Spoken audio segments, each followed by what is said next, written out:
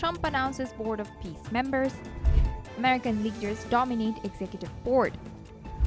Palestinian groups object to Gaza governance plan. US threatens renewed conflict if Hamas doesn't disarm. Here is all about Trump's Gaza Board of Peace.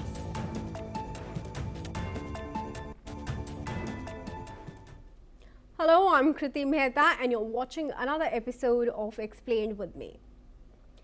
Now today we discuss Trump's Gaza Board of Peace. As the plan to end the Gaza conflict enters its second phase, the White House has released the names of the members who will be part of the senior executive working with the US President Donald Trump's new Board of Peace. With Trump as the chair, the founding executive board will oversee the work of a committee of technocrats tasked with the temporary governance of Gaza and its reconstruction. Each member is expected to be in charge of a portfolio that will be critical to Gaza's stabilization, the White House has said, but it is not yet clear who will be responsible for which priorities. There will also be a separate Gaza executive board responsible for overseeing all on-the-ground work of yet another administrative group, the National Committee for the Administration of Gaza. Meanwhile, the Board of Peace is expected to sit above these two executive bodies and comprise a number of world leaders. No women and no Palestinians have been announced so far on the executive board, but the White House said additional members will be announced over the coming weeks.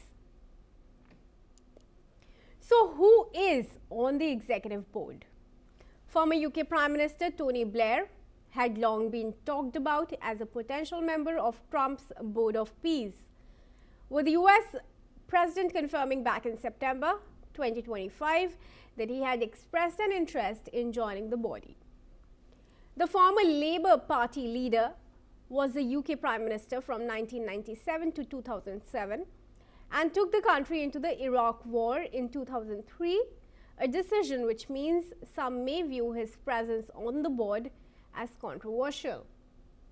After leaving office, he served as Middle East envoy for the Quartet of International Powers, the United Nations, European Union, US and Russia from 2007 to 2015. Blair is the only founding member of the executive board who is not a US citizen. He previously described Trump's plan for Gaza as the best chance of ending 2 years of war, misery, and suffering. As US Secretary of State Marco Rubio is central to the Trump administration's approach to foreign policy. Before Trump's return to office, Rubio had spoken out against a ceasefire in Gaza, saying that he wanted Israel to destroy every element of Hamas they can get their hands on. But he has since praised the first phase of the Israel-Hamas ceasefire deal signed in October as the best and only plan. Also in October, Rubio criticized a move by the Israeli parliament towards annexation of the occupied West Bank. US Special Envoy to the Middle East, Steve Witkoff, a real estate magnate and golf partner to Trump, will also serve on the Gaza Executive Board. Earlier this month, Witkoff announced the start of Phase 2 of Trump's plan to end the war in Gaza, adding that it would see the reconstruction and full demilitarization of Gaza, including the disarmament of Hamas. He added that he expects Hamas to comply fully with its obligations under the deal or face serious consequences. Witkoff has been a central figure in US-led efforts to negotiate a peace deal between Russia and Ukraine, including holding a 5-hour meeting with Russian President Vladimir Putin in Moscow in December. Then there's Jared Kushner, the US president's son-in-law, has also played a key role in Trump administration's foreign policy negotiations. Alongside Witkoff, Kushner has often worked as a US mediator for the Russia-Ukraine and Israel-Gaza wars, and he will now also serve on the Gaza Executive Board. In November, he met with Israeli Prime Minister Benjamin Netanyahu to discuss key sticking points in the peace deal. Then there is a billionaire Mark Rowan, who is the CEO of Apollo Global Management, a large private equity firm headquartered in New York. Rowan he's been seen as a contender to become US Treasury Secretary for Trump's second term. He will also be a member of the Gaza Executive Board. And then we have Ajay Banga, who is the president of the World Bank. He's advised a number of senior US politicians, including President Barack Obama, during his lengthy career. Born in India in 1959, Banga became a US citizen in 2007 and later served as the CEO of MasterCard for more than a decade. Former US President Joe Biden nominated him to lead the World Bank in 2023. Robert Gabriel, a US National Security Advisor, will be the final member of the founding executive board. Gabriel has worked with Trump since his 2016 presidential campaign, shortly after which, according to PBS, he became a special assistant to Stephen Miller, another of Trump's key current advisors. The White House has also named a separate 11-member Gaza Executive Board to support the technocratic body, including Turkish Foreign Minister Hakan Fidan, UN Middle East Peace Coordinator Sigrid Kaag, United Arab Emirates International Cooperation Minister Reem Al-Hashimi, and Israeli Cypriot billionaire Yakir Gabe. Meanwhile, Trump has also invited leaders of many nations to join the Board of Peace to oversee the post-war transition in Gaza. Leaders that confirmed to have been invited include Albanian Prime Minister Edi Rama, Argentine President Javier Milei, Canadian Prime Minister Mark Carney, Cypriot President Nikos Christodoulidis, and Egyptian President Abdel Fattah al-Sisi. Turkish President Recep Tayyip Erdogan, and European Union official also stated that European Commission President Ursula von der Leyen had been invited to represent the European Union.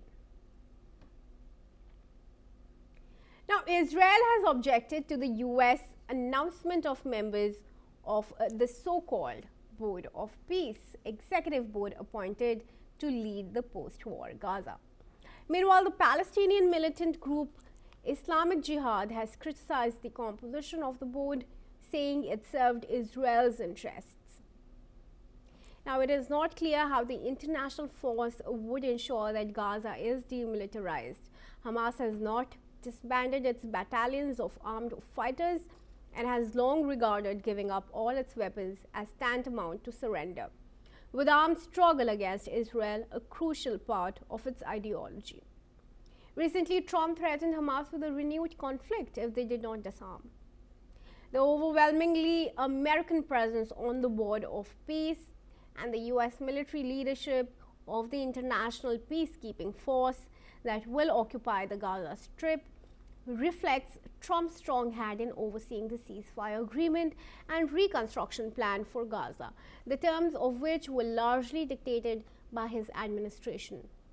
And even as hundreds continue to be killed amid the fragile ceasefire, Trump has counted Gaza among a growing list of wars that he claims to have ended. When the United Nations Security Council approved Trump's peace plan, Russia and China said that they had been abstained from the vote because the United States had not provided more details on how the Board of Peace would function and whether it would establish a Palestinian state or not. The separation of powers and authority remains unclear among the executive board, the Gaza Executive Board, and a third panel of Palestinian technocrats who are expected to manage the day-to-day administration of the enclave's government.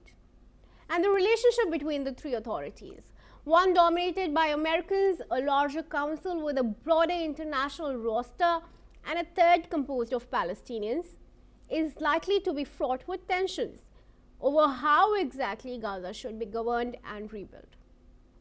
The UN resolution authorized the Board of Peace to oversee Gaza at least until the end of 2027, while stipulating that the Palestinian enclave would be managed day to day by the panel of Palestinian technocrats. known as the National Committee for the Administration of Gaza. The Trump administration is expected to name the full panel headed by Mr. Shahad, a former Palestinian deputy minister for planning, in the coming days. For now, that's all for this episode of Explained. Stay tuned as we bring you more in-depth insights and stories that matter.